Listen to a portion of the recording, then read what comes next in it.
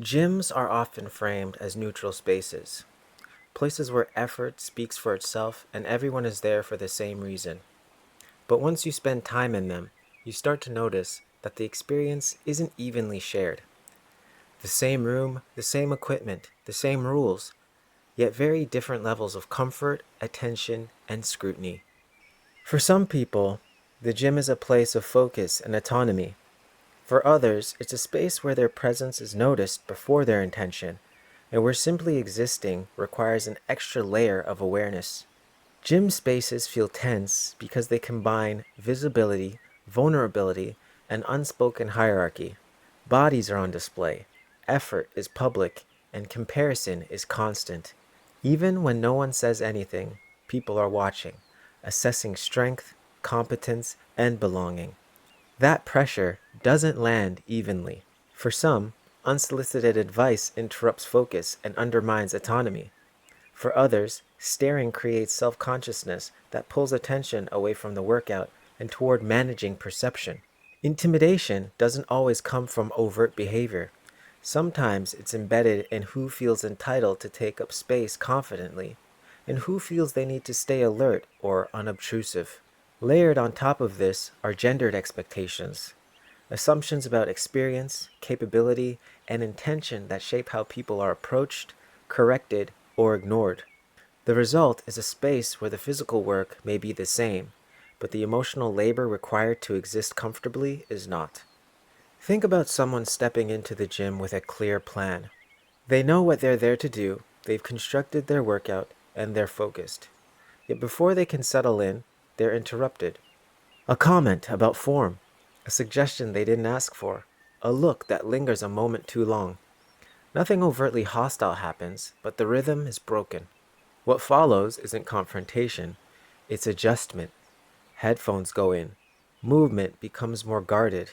The person starts choosing machines or corners that feel less exposed. Energy that should be going toward the workout is quietly redirected toward managing attention and staying comfortable. The experience isn't dramatic enough to call out, but it's persistent enough to shape behavior. The gym remains usable, just not neutral, and that difference accumulates over time. The shift comes when you recognize that discomfort in the gym isn't always about personal sensitivity or confidence. It's often about unequal social conditions. When a space requires some people to manage attention, assumptions, or intrusion just to participate, the issue isn't individual resilience, it's environmental design and social norms. Seeing this clearly reframes the experience. It moves the focus away from self correction, standing taller, ignoring it, toughening up, and toward awareness of what's being asked of different people, and toward awareness of what's being asked of different people in the same room. Neutral rules don't produce neutral experiences when expectations, entitlement, and scrutiny aren't evenly distributed. This perspective restores agency.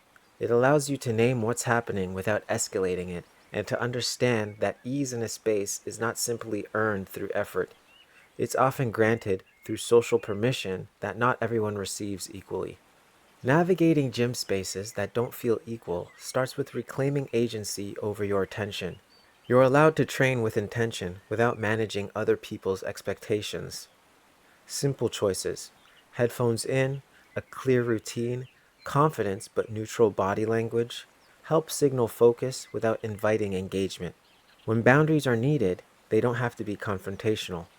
A brief, calm response like, "I'm good, thanks," or "I have a plan today," closes the interaction without escalating it.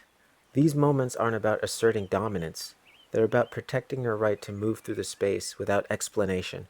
Over time, consistency matters. Returning to your routine, holding your boundaries quietly, and choosing where to position yourself in the gym helps reduce friction.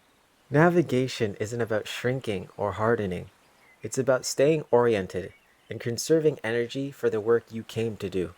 Gyms reflect broader social patterns around visibility, power, and entitlement. Spaces designed around performance often reward those who already feel comfortable being seen, while quietly burdening others with additional awareness and self regulation. What looks like confidence on the surface is often supported by norms that protect certain people from scrutiny while exposing others to it. When these dynamics go unnamed, the responsibility to adapt falls on individuals rather than the environment.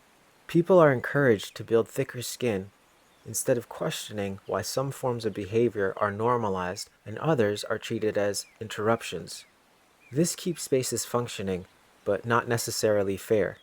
Recognizing gyms are social environments, not just physical ones, opens the door to more thoughtful participation. It shifts the conversation from personal toughness to shared responsibility, and from silent adjustment to conscious design. Gyms don't have to feel equal to be useful, but noticing when they aren't gives you back choice. Awareness helps you move through the space without internalizing discomfort as personal failure and without spending more energy than the workout itself requires. If this resonates, we explore how different environments shape experience and how to navigate them with clarity and dignity across our work on modern social spaces.